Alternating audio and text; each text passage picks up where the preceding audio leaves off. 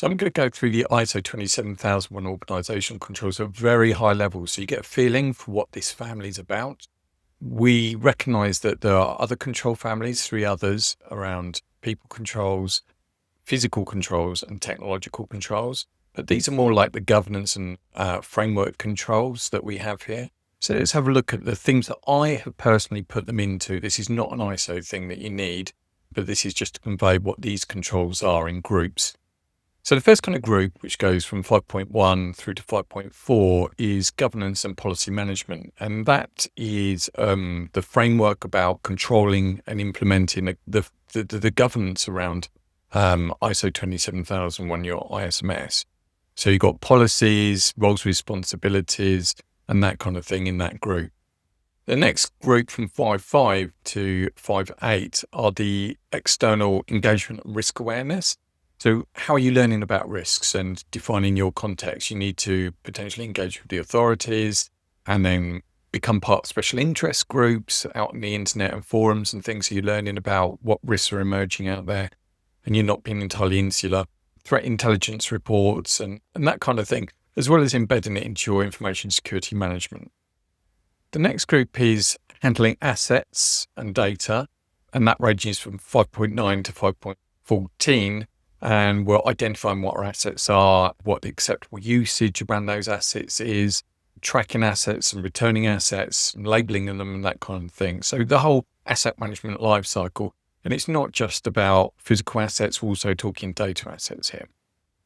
The fourth group then that I've identified is access and identity management. So controlling access rights and saying what your principles and policies are around those.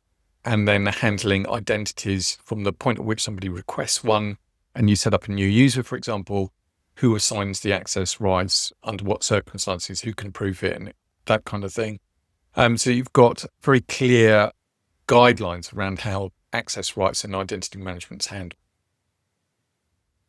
Group 5 then is about suppliers. You've got to manage your suppliers. You've got to make sure that you are tracking your suppliers and their security, and also cloud services, so people aren't just signing up for shadow IT out there without you knowing where your data is being held.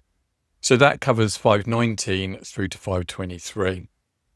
Then the sixth kind of theme is incident and continuity management. So if something goes terribly wrong, an incident in itself can be a minor thing, a virus is detected, all the way up to business continuity and disaster recovery plans, where if your technological services collapse, then this is how you're going to recover them or work when they're not available.